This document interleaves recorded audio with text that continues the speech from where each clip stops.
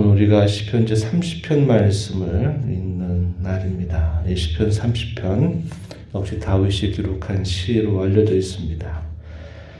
우리가 내용을 볼 때에는 그가 또 큰 어려움 가운데 처해 있을 때 하나님 앞에 간구하여서 하나님이 자신의 기도를 들어서 자신을 다시 회복시켜 주시는 은혜를 감사하는 그런 내용이 소개가 되고 있습니다.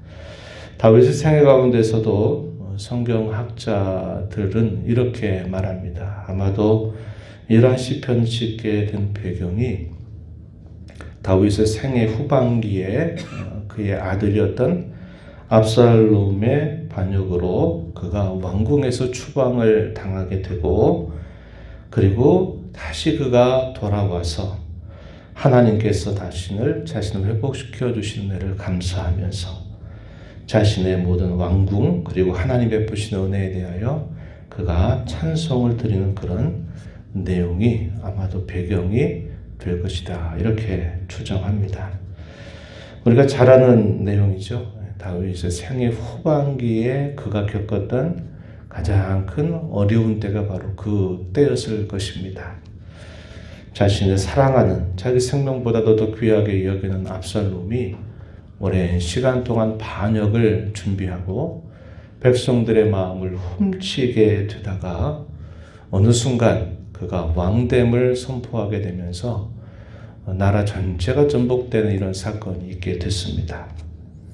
전쟁을 택하는 방식보다는 하나님께 그 모든 처분을 맡겨드리고 왕궁을 떠나가게 될 때 그의 신하들이 함께 다윗과 더불어서 왕궁으로부터 멀리 도피하는 그런 과정을 겪게 되죠. 그를 비난한 많은 사람들이 일어났습니다. 그리고 그가 그렇게 된 것은 자신이 범한 죄에 대한 하나님의 무서운 심판이다라고 이야기하면서 저주를 하기도 했습니다. 그러나 하나님께서 마침내 어떻게 하시느냐, 다시 이 다윗을 왕궁으로 다시 황궁하도록 하나님이 그를 인도하신 것을 보게 되죠. 그리고 그 반역의 주체였던 압살롬은 결국 죽음을 맞게 되는 그런 일이 있게 된 것입니다. 그런 과정에서 다윗은 많은 시편으로 하나님 앞에 간절하게 기도를 올리게 되는데, 오늘 우리가 읽는 이 시편 이 30편의 말씀도 그러한 배경 속에서 하나님 앞에 간절하게 드렸던 그런 기도, 그리고 그 기도에 응답하셨던 하나님의 손길을 감사하면서 내가 여호와의 이름을 영원히 감사하고 찬양하겠습니다, 이렇게 고백하는 그런 내용으로 볼 수 있겠다 하는 겁니다. 우리가 읽은 말씀 가서 한번 보시면 이렇게 먼저 표현했는데 뒷부분을 먼저 한번 보실까요? 6절 한번 가서 보시기 바랍니다. 6절. 내가 형통할 때 말하기를 영원히 흔들리지 아니하리라 하였도다. 다윗이 세웠던 그 나라는 대단히 강성했습니다. 전쟁에서 패배를 모르는 만큼 강력했어요. 그런데 다윗이 생애 가운데 큰 범죄 사건이 시작되는 이야기가 이 밧세바를 동침하고 그의 충신이었던 우리아를 전장의 가장 앞부분에 앞세우면서 죽도록 해버렸던 그런 죄악이었어요. 그때도 그가 그렇게 죄를 범하게 된 그 계기가 어떤 때였느냐? 평안한 때였어요. 평안한 때. 그의 심령이 평안한 때. 사람의 마음이 평안하고 충분하게 된다, 이런 생각을 할 때 교만한 마음이 싹트게 되고 하나님께서 자신을 붙들어 주어서 자기가 여기까지 와 있다고 하는 그분의 은혜를 또 망각하게 되는 일이 생겨나게 됩니다. 그 이후에 그가 혹독한 징계를 받으면서 또 회복이 되지만, 그러나 또 한 번 그의 생에 큰 시련을 겪는 사건이 바로 이 압살롬의 반역 사건이었어요. 이러한 일들에 앞서서 다윗이 생각해 보기를, 나는 이 나라가 아주 견고할 줄 알았고 아무런 문제가 없을 줄 알았고 무조건 잘 될 줄만 알았다, 이렇게 생각을 한 겁니다. 그래서 영원히 흔들리지 아니하리라, 이렇게 생각을 했던 것이 그것이 하나님 앞에 교만이었다. 하나님이 자신을 굳게 붙들어 주셔서 그렇게 된 줄을 그가 망각하였다 하는 것을 여기 고백하고 있는 표현이 됩니다. 7절 말씀해 보세요. 여호와의 주의 은혜로 나를 산같이 굳게 세우셨더니 주의 얼굴을 가리심에 내가 근심하였나이다. 이렇게 말합니다. 산 흔들림이 없죠. 100년, 200년, 1000년이 지나도 그 산은 그 자리 늘 견고하게 서 있습니다. 그와 같이 주님의 은혜로 자신을 산같이 굳게 세우셨던 이것을 그가 잊어버리고 교만해졌다는 거죠. 그랬더니 주께서 그의 얼굴을 가리시자마자 그의 형통이 뭐로 바뀝니까? 근심으로 바뀌어버리게 되었다. 이렇게 고백하게 됩니다. 그 근심되게 되는 그 사건이 이 압살롬의 반역 사건으로 인해서 그가 극심한 시련을 겪고 결국은 수치와 부끄러움을 당하게 되는 일을 맞게 된 것입니다. 그런 형편 속에서 다윗이 기도하죠. 8절에 보면 여호와여 내가 주께 부르짖고 여호와께 간구하기를 내가 무덤에 내려갈 때 나의 피가 무슨 유익이 있겠습니까? 진토와 같은 자가 어떻게 주님을 찬송하며 주님의 진리를 선포하겠습니까? 여호와여 들으시고 내게 은혜를 베푸소서. 여호와여 나를 돕는 자가 되시옵소서. 이렇게 자신의 연약함과 허물 이 모든 것들을 주님 앞에 아뢰면서 나는 여호와 하나님을 찬양하고 주의 진리를 선포하기를 원하지만 이런 형편과 처리 속에서 제가 무엇을 할 수 있겠습니까? 주님 나를 불쌍히 여기사 은혜를 베풀어 주시옵소서. 이런 간절한 기도를 하나님 앞에 올린 것을 말합니다. 그랬더니 하나님께서 어떻게 하셨다고 고백합니까? 11절 주께서 나의 슬픔이 변하여 내게 춤이 되게 하셨다. 나의 베옷을 벗기고 기쁨으로 띠를 띄우셨다. 이렇게 고백합니다. 슬픔이 춤으로 베옷, 자신의 처한 그 비천한 처지, 자신의 허물에 대한 겸비한 태도, 이것이 베옷을 입는 일로 표현되죠. 베옷을 벗기고서 기쁨으로 띠를 띄우셨다라고 말해주고 있습니다. 하나님이 그의 간구를 들어서 그를 다시 회복시켜 주셨던 그 사실을 고백하면서 마지막 절에 이렇게 말하죠. 이는 잠잠하지 아니하고 내 영광으로 주를 찬송하게 하심이니 여호와 나의 하나님이여 내가 주께 영원히 감사하겠습니다. 이렇게 표현합니다. 감사와 찬송, 하나님이 어떠한 분이신가를 내가 말하겠다고 다짐하면서 그가 새로운 결심으로 시작한 그 모습을 여기에 표현해주고 있다는 것이죠.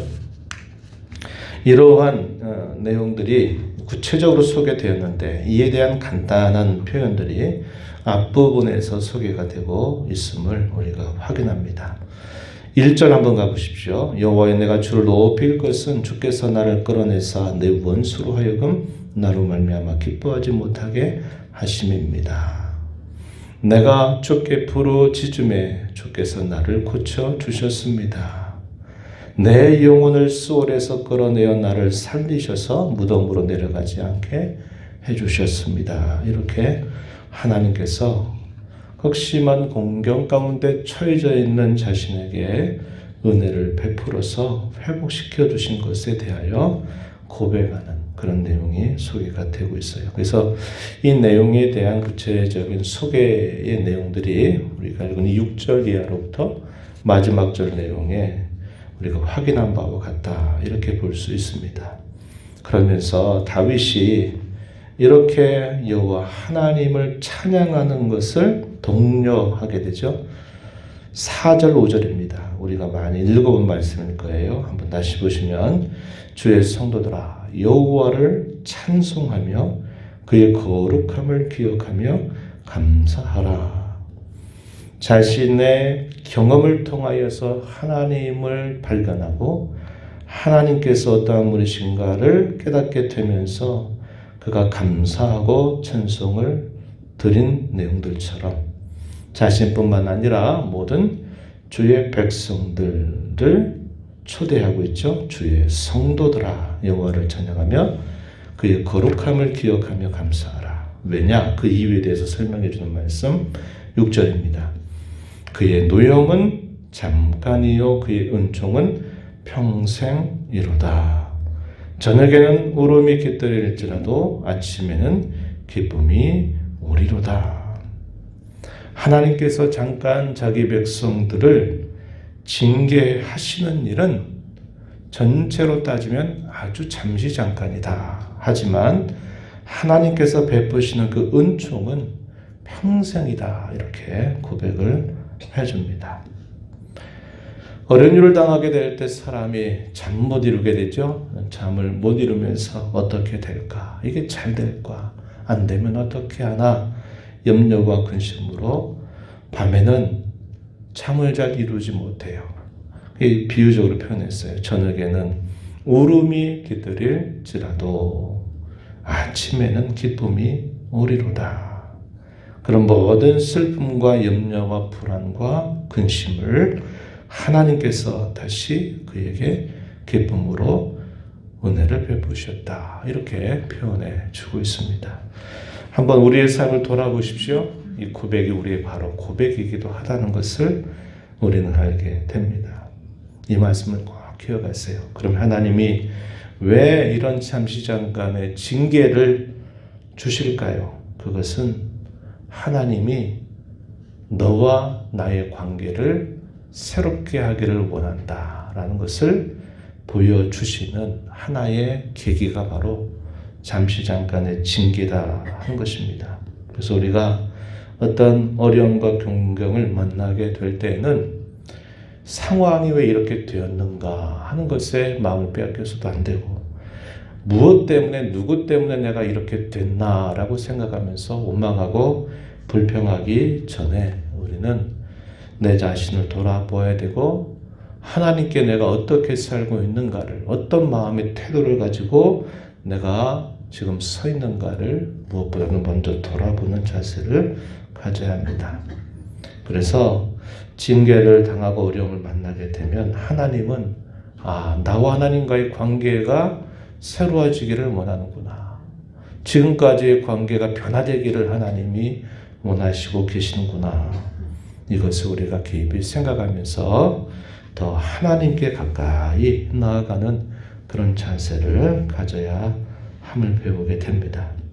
그리고 우리는 이런 하나님의 이 선하심을 기억한다면 우리의 삶은 내가 순탄한 때뿐만 아니라 내가 역경을 지나게 되는 때라도 늘 우리는 하나님께 감사하고 찬송하는 삶, 찬송하는 자세를 결코 잊지 말아야 됨을 가르쳐 주고 있습니다.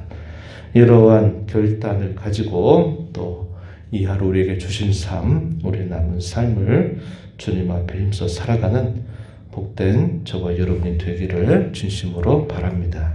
하나님 아버지 감사합니다. 이 새벽 시간에도 저희들을 깨워주셔서 하나님 앞에 저희의 걸음을 인도하시고 찬송을 드리며 말씀의 귀를 기울이며 말씀에 의지하여 또 이 하루를 기도하며 살게 하심을 감사드립니다.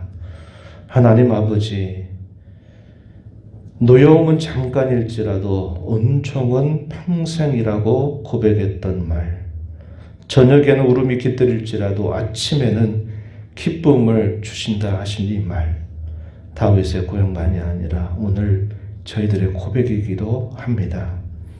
저희가 때로 어려운 일들을 당하게 될 때마다 상황을 탓하고 누구를 탓하는 자세를 갖기보다는 하나님 이것을 통해서 나와의 관계를 새롭게 하기를 원하신다고 하는 사실들을 깊이 생각하고 어려운 일을 만나게 될 때마다 더욱더 하나님을 가까이 하는 저희들의 삶이 되게 하시고 공경에서 벗어나는 것이 진정한 목적이 아니라 하나님의 이름에 감사하고 찬양하는 것을 우리의 삶의 목적으로 여기고 늘 하나님께 감사하고 찬양하는 삶을 잊지 않는 저희들의 삶이 되게 주시옵소서.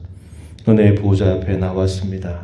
아버지 은혜를 구하는 모든 심령들을 용납하시고 간구의 귀를 기울여 주시며 응답해 주시기를 바라며 예수님 이름으로 기도하옵나이다. 아멘.